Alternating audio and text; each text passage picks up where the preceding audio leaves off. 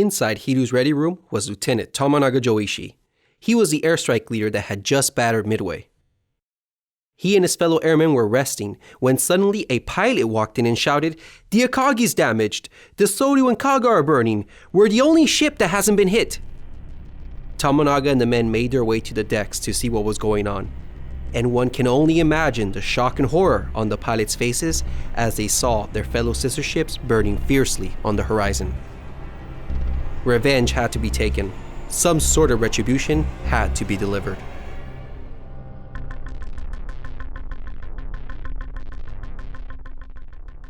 Rear Admiral Yamaguchi now found himself in command of the only operational carrier left in the Kido Butai.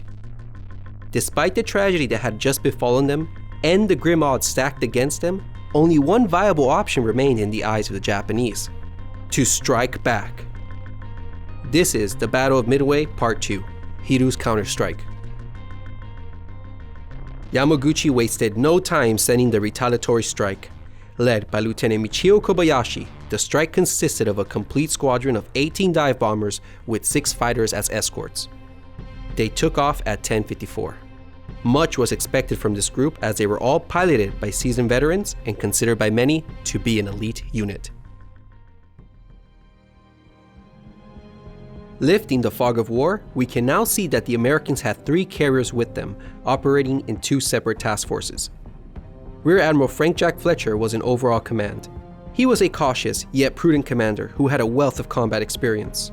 He had previously fought the Japanese a month earlier at Coral Sea.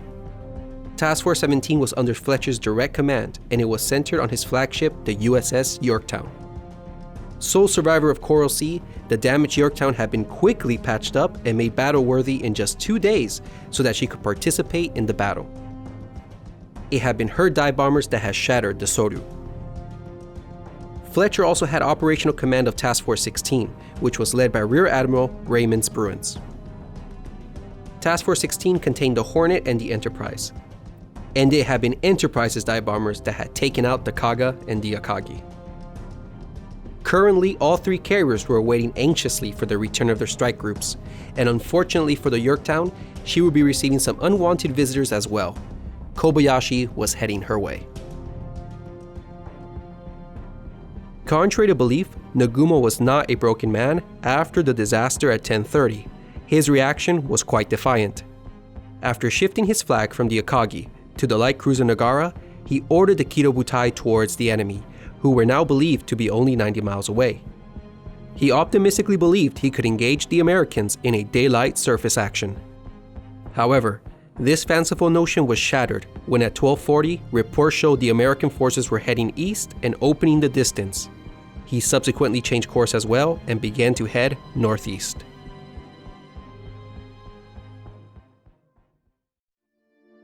At 10:50, Admiral Yamamoto, commander of the combined fleet and chief architect of the whole operation, was notified of the current situation of Nagumo's mobile force. One can envision his sorrow and dismay upon hearing the news that 3 of his carriers were on fire. Just like Nagumo, he too was hopeful that a surface engagement could be forced upon the Americans. At 12:20, he issued a series of orders to retrieve the situation. He ordered a concentration of his main warships to come to Nagumo's aid. In terms of air support, Yamamoto ordered the carriers Junyo and Ryujo, operating in the Aleutian campaign, to head south to join the Hiryu. There was just a problem though. All friendly forces were hundreds of miles away. Both Yamamoto with his main body of battleships and Admiral Kondo with his 2 fast battleships could arrive no sooner than the following morning. And the 2 carriers? Forget about it. They were over 2 days away. But ultimately, this effort didn't really matter because the Americans had no intention whatsoever of participating in a surface battle. They were heading east, away from the Japanese. So it was up to the Hiryu, with her meager air power alone, to take on the enemy.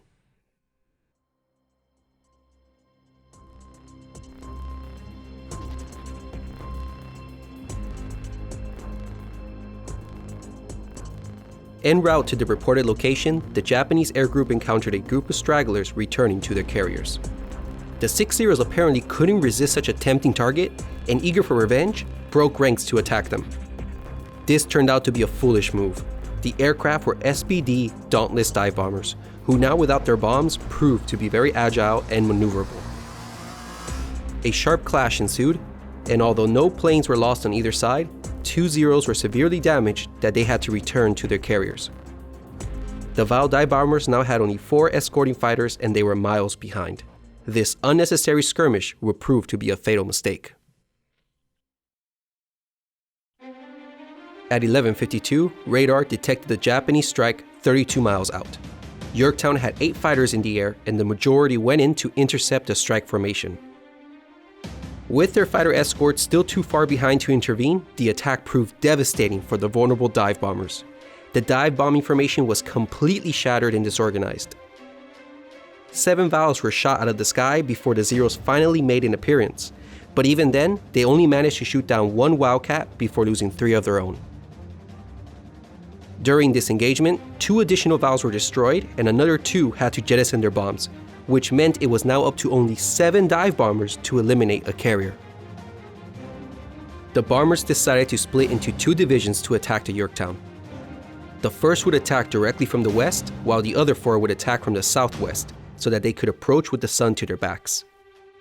Kobayashi's unit was reputed to be the best dive bombing squadron in the fleet, and they would soon confirm their elite status. The attack began at 12:10. The first plane was shot down, but his aim was true, striking the Yorktown abaft the number 2 elevator. The second got a near miss, starting a minor fire on the fantail. The third and fourth missed their mark as the Yorktown was turning to port to throw off their aim. But the 5th bomber landed the most damaging blow. It exploded deep inside her hull, damaging the stack uptakes and snuffing out all but one of her boilers. Thick smoke began to gush out and Yorktown's speed dropped. Then, another heavy hit was scored, knocking out her forward elevator and starting several fires deep in her hull. The attack concluded with the final plane scoring a near miss. 4 minutes after the attack, the Yorktown came to a halt and was dead in the water, with heavy fires on board. The carrier was out of operation.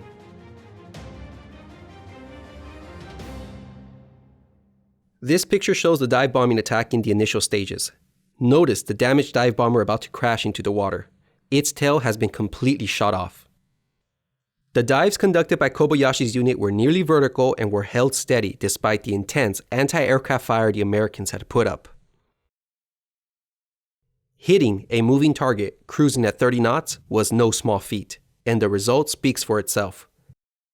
3 hits and 2 damaged near misses from 7 aircraft? It had been a spectacular performance, one that even the Americans begrudgingly acknowledged. Kobayashi was not amongst the survivors, but he would have been proud of his unit for this impressive achievement. However, the attack had suffered intolerable losses. Only 5 of the 18 Vals made it back. That's a 72% loss rate. And of the remaining escorts, only 1 of the 4 Zeros made it home. If the Japanese continue like this, they wouldn't have any more attack aircraft left by the evening. In return for all this damage, the Americans had lost only 1 Wildcat.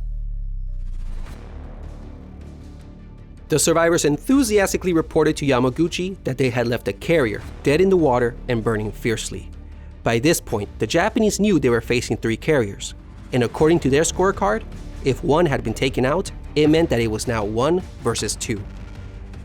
The battle could still be won, although a considerable amount of luck would be needed.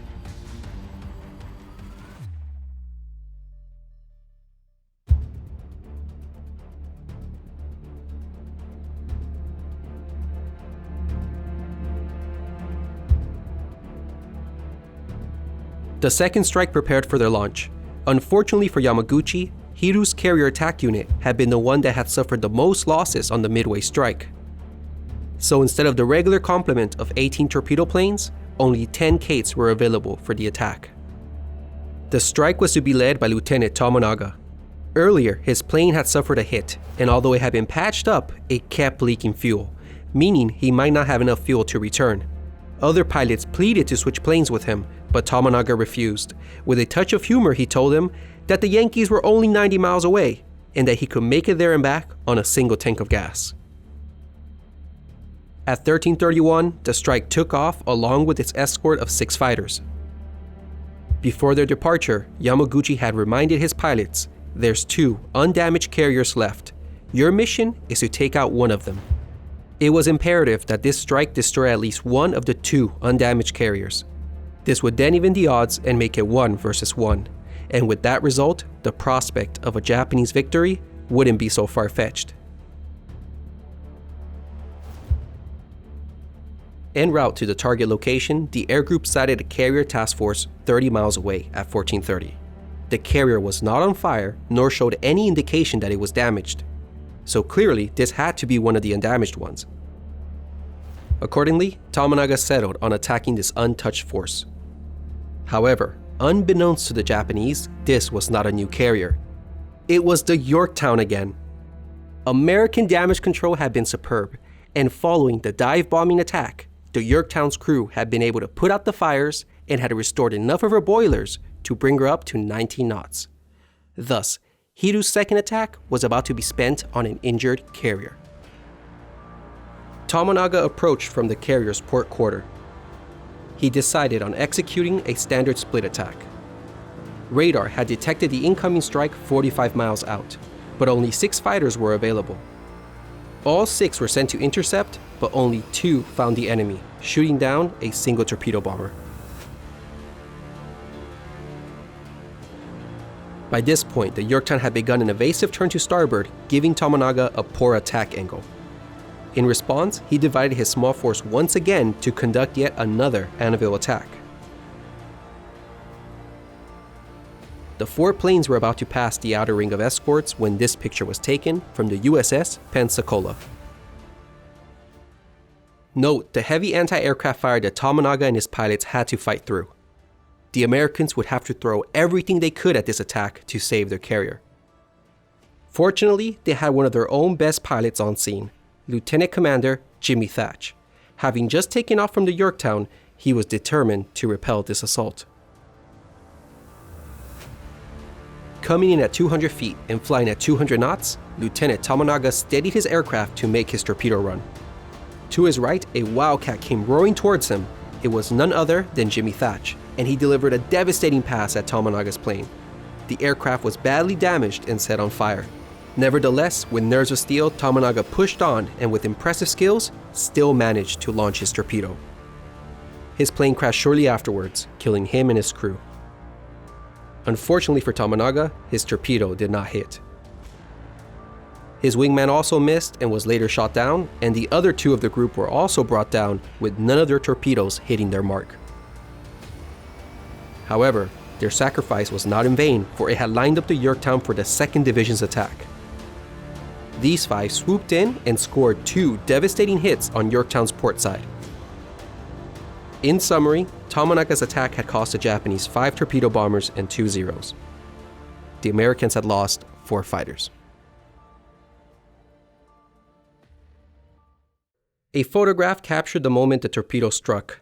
It was this attack that had dealt tremendous and decisive damage to the Yorktown. She lost all power, 3 of her boilers were knocked out, her rudder was jammed, and with water gushing in, a severe list developed. It seemed apparent that the carrier would capsize at any moment, which would have caused a heavy loss of life. So the captain ordered abandon ship at 1500.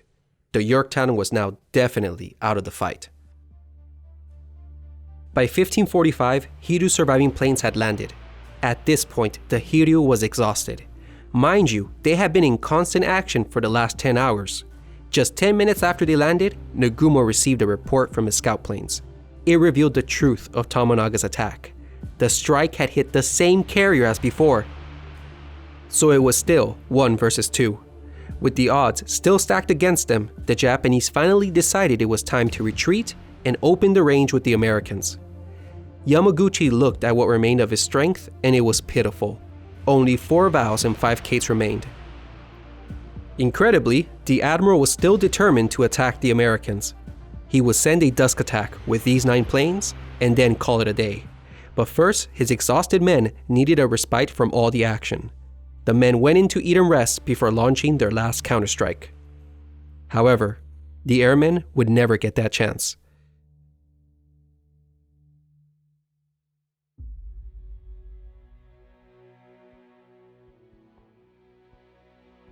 At this point, there's a distressing issue that has to be discussed. It's the controversial decision of Nagumo to close the range with the Americans once they had been discovered. After the 1030 disaster, Nagumo had been left with a single carrier, the Hiryu. The importance of this carrier cannot be overstated. Nagumo was in possession of an expensive military hardware that Japan could ill afford to lose. The Japanese had to fight intelligently from this point onwards. Early reports had indicated that the Americans were closing the gap and only 90 miles away. So fair enough, hopes for a surface engagement was justified. Therefore, Nagumo's decision to charge northeast to close the distance was reasonable. But there is something wrong with this picture. It's this, the Hiryu tagging behind Nagumo's surface force. A carrier has no business in a surface engagement. Not only that, but closing the distance keeps you within the enemy's strike range, and this was absurd. So why are they doing this? Why is the Hiryu still closing the distance with the Americans? Well, we don't really know. Maybe Nagumo believed the Americans were also seeking a surface engagement? But by 1240, this was shown to be highly unlikely based on the Americans changing course to the east, away from him. So what it seems like is that after 1030, the Japanese became short-sighted and got this type of tunnel vision where they were just focused on one thing, destroying the enemy. For both Nagumo and Yamaguchi, this fight had become personal. They were so determined to exact revenge and so caught up in the heat of the moment that they forgot to employ their assets carefully. Also, cultural and societal norms may have begun to cloud their thinking. Japanese society places a lot of value on honor and fulfilling one's duty, and we can see this occurring throughout World War II, with many soldiers ending their own lives rather than being taken prisoner, which was seen as a shameful act. There's a popular Japanese phrase that says, "Please continue trying to do your best." In other words, at this moment, winning was optional, but trying your hardest was not. Even if the situation was hopeless and doomed, they had to show that they were at least trying to win. But by doing so, they lost sight of the bigger picture. Saving this last precious carrier could have so well aided the Japanese in future operations. Both are to blame for this imprudent decision. It seems as if both were more concerned with preserving their personal honor instead of focusing on preserving this invaluable and irreplaceable carrier of their nation. Admittedly, striking back at the enemy had made good sense, but exposing your carrier to American air attack had not. So what they should have done is that they should have let the surface units close the gap, but not the carrier. They could have detached the Hiryu with an escort to the west and opened the range even before Tomonaga's force had taken off at 1330. Her aircraft still had the range to strike the Yorktown and make it back home. But instead, the Hiryu spent all afternoon closing the gap with the enemy. Only at 1550, when reports confirmed that the Hiryu was still facing two operational carriers, did she head northwest. But by this point, it was too little, too late. The consequence for their reckless decision had already caught up to them. The Americans had lost contact with the enemy after the 1030 attack. They didn't know where the Hiryu was, so at 1133, the Yorktown began sending out search planes to regain contact with the enemy. One of these planes had already reached the search limit, but the pilot decided to push just a little further. At 1430, his perseverance paid off when on his return leg, he came across the Hiryu. It was only 130 miles away from Task Force 16, well within strike range. If the Kido Butai had turned northwest immediately after launching Tomonaga's strike at 1330, the Hiryu would have been 35 miles further west at 1430, and chances are she would have never been spotted. So much for saving your last precious carrier.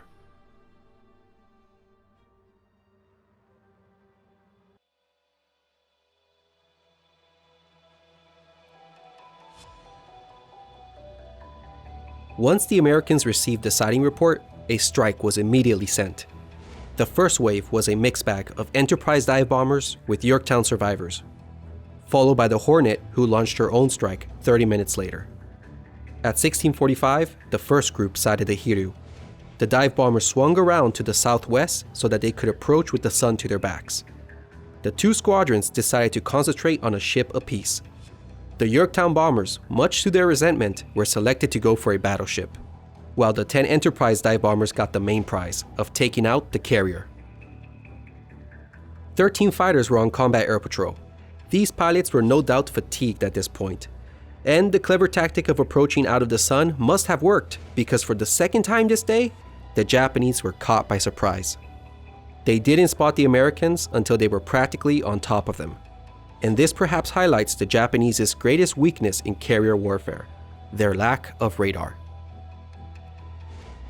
The Enterprise dive bombers began their attack at 17:05. The carrier made a hard turn to port. This threw off their aim and resulted in the first few bombs missing their mark. Thankfully for the Americans, the planes from the Yorktown saw this and diverted. Hiryu's time had come. Dive bombers were able to land a devastating total of 4 hits, all on the forward part of the Hiryu. The powerful explosions ripped the forward deck apart. Although the Hiryu hadn't been as packed with fueled-up and armed aircraft like her 3 sisters, 4 bombs were enough to shatter this lightly armed carrier. Flight operations were out of order for the Hiryu. The remaining Dauntlesses went for the battleship but missed. 15 minutes later came Hornet's group. They ignored the Hiryu, seeing that she was doomed, and went for the cruisers, but to no avail. No hits were scored. In total, the Americans lost only 3 aircraft in the attack. All 4 carriers were now out of operation.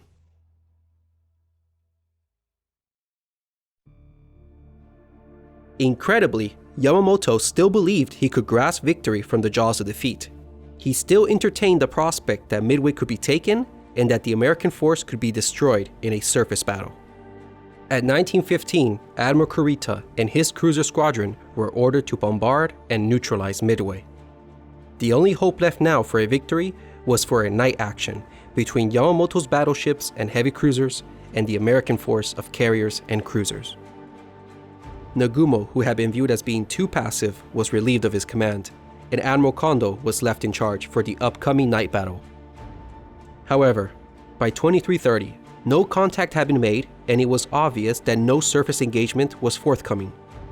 If he continued east, he would place his ships in a vulnerable situation the following morning against American air attack. So reality finally began to sink in, and shortly after midnight, he cancelled the bombardment of Midway and ordered Kurita to change course to the northwest and join up with the main body. Soon, orders for a general retirement of all his forces were sent, and at 02:55, Yamamoto officially cancelled the Midway operation.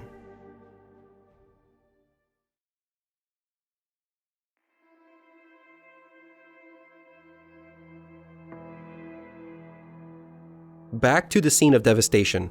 The Japanese carriers had been caught in the most vulnerable state possible, with fueled-up and armed aircraft on board. As mentioned, each bomb hit was made worse by the secondary explosions that took part inside the hangars. The fires were fed and nourished by the fueled-up strike planes, the bombs and torpedoes that hadn't been stored away safely, the fuel in the fuel lines, and other flammable materials found throughout the ship. And efforts to fight the fires successfully were hampered by many reasons. One was the poor design of the Japanese carriers, which made them ill-prepared to absorb damage and continue fighting. Second, fire hose and foam spraying systems were installed, but the water mains were damaged during the attack, rendering the systems inoperable. And also, Japanese fire control abilities were simply subpar.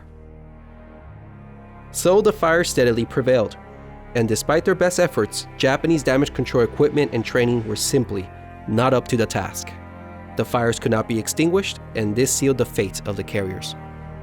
Soryu and Kaga were burning wrecks. After much deliberation, the decision was made to scuttle them. The Soryu sank at 1913 and lost 711 men. The Kaga sank at 1925. She lost the most personnel of all the carriers, losing 811 officers and men. There was a lot of hesitation with the Akagi, being that she was the flagship of the Kido Butai, but eventually she too was ordered to be scuttled. She sank the following morning, taking 267 souls with her. The Hiryu suffered the same fate, Fires had spread and could not be contained, and it was soon apparent that she was doomed. Admiral Yamaguchi, sticking true to the naval tradition, decided to go down with the ship. After a sentimental goodbye, Yamaguchi and a selected few stayed behind, while the rest of the crew transferred to a nearby destroyer. At 05:10 on June 5th, she was also scuttled, struck by a single torpedo. But incredibly, she didn't go down until hours later in the morning. It was just enough time for a Japanese biplane to take this astonishing photo. Apparent is the gaping hole at the front of the ship. A portion of the elevator has been blown against the forward end of the island. Here's another classic shot of her, where we can see that the ship is still on fire amidships. The Hiryu sank some 2 hours after these photographs were taken at around 09:15. 392 men were lost.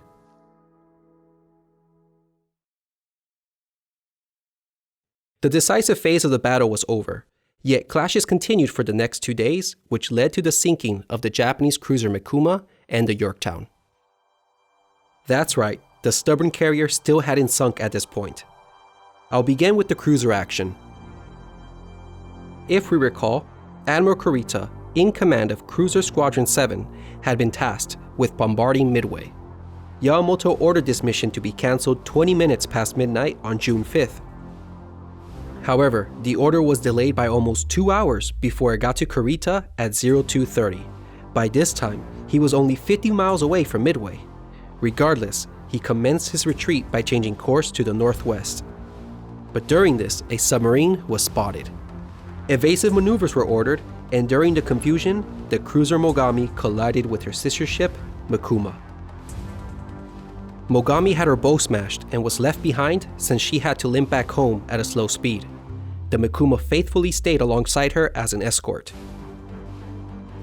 The rest of the day, they escaped air attacks by Midway-based bombers. But the next day, on June 6, they were bombed repeatedly, but this time from carrier-based aircraft of Task Force 16. 5 hits landed on Mogami, 5 on Mikuma, and 1 on a destroyer.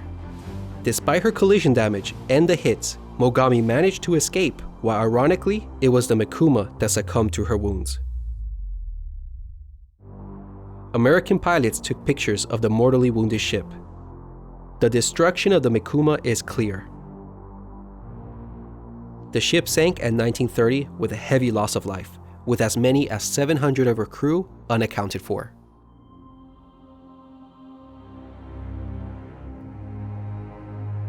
Retribution was obtained against the Americans. On June 4th, the Yorktown was abandoned, but despite appearing that she was about to capsize, she was found still afloat on the 5th. With the battle practically won and the Japanese in retreat, the idea of getting back to her and towing her to port seemed like a real possibility. So the next day, on June 6, the destroyer Hammond brought on board a salvage team. The destroyer remained moored next to the Yorktown to provide power. The team began to have progress. Power was restored, the list was corrected, and soon the Yorktown was being towed at 3 knots. But lurking in the waters was submarine I-168. She had been dispatched by Yamamoto to finish off the Yorktown. The submarine skillfully approached, unnoticed, and patiently waited for the perfect shot. Although 5 destroyers were on patrol, no one spotted the submarine. She closed in and at 1,500 meters released 4 torpedoes. The first hit the Hammond, which split the ship in half, and the second and third hit the Yorktown. The carrier was done for, and the salvage team evacuated the ship. The following pictures tell the story. The Hammond is shown sinking here after breaking in half. As she was going under, her depth charges exploded, killing more of her survivors nearby in the water. 84 of her crew went down with her.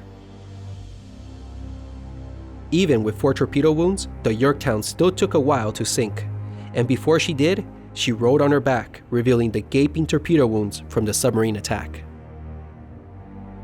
On June 7th, the distinguished ship, the ship that had played such a pivotal role in Coral Sea and Midway, finally slipped beneath the waters at 0500. 57 men were lost. So now we can go to the final losses of the battle. Japan lost 4 fleet carriers, 1 cruiser, and 250 aircraft. But they didn't have a heavy loss in pilots. Only 121 airmen were lost that day. What they truly lost were the 4 irreplaceable carriers and the experienced and highly skilled aircraft mechanics and technicians on board them. These men were difficult to replace. By best estimates, Japan lost 3,057 men. For the Americans, the cost had been relatively small for what they had accomplished. They had lost 1 carrier, 1 destroyer, and 144 planes. Total losses in men, 362. There was no question about it. The Battle of Midway had been a decisive American victory.